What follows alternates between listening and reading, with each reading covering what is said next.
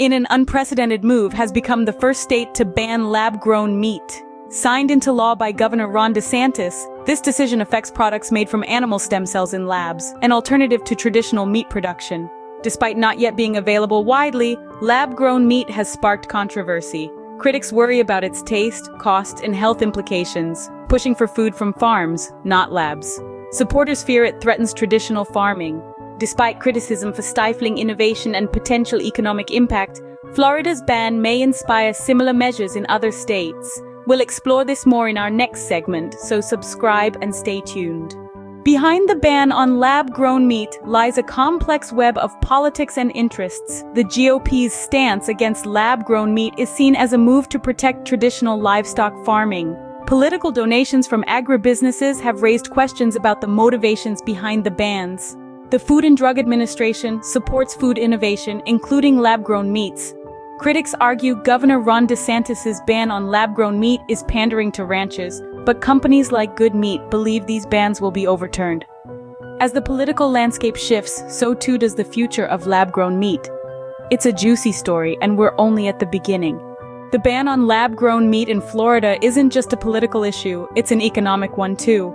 This burgeoning industry is poised for growth, but Florida's prohibition could stifle investment and innovation.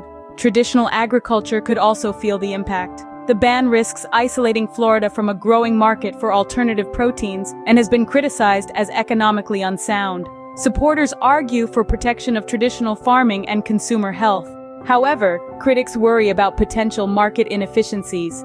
The economic implications of this ban could have far-reaching effects on the industry and the state. While Florida is the first to ban lab-grown meat, other states like Alabama, Arizona, and Tennessee are considering bans. Each state has its own unique reasons, ranging from protecting traditional agriculture to ensuring food safety and consumer choice.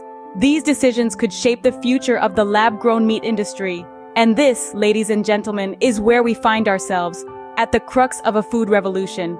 The ban on lab-grown meat in Florida has sparked a national conversation. We've traveled down an intriguing path today, dissecting the intricate politics and economics surrounding Florida's recent ban on lab-grown meat. As the first state to take such a bold step, Florida has set the stage for a much larger debate about the future of our food system. The political entanglements of this issue are as complex as they are fascinating. The ban isn't just about meat, it's about values, tradition, and the tension between innovation and preservation. While some see it as a necessary measure to protect traditional livestock farming, others view it as an attempt to stifle progress and consumer choice in the name of political gain. On the economic front, the ban is seen by critics as a blow to libertarianism and a demonstration of populist politics. They argue that it could harm the emerging alternative protein industry and stifle economic growth. Supporters, however, contend that it's about protecting the state's agriculture industry and the livelihoods it supports.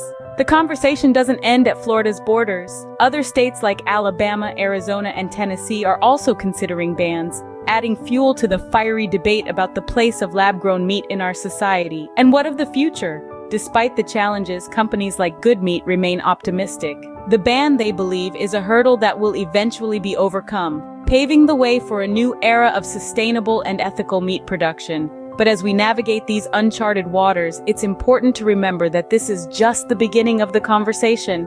The future of lab-grown meat, and indeed our entire food system, is a topic that will continue to evolve and provoke debate.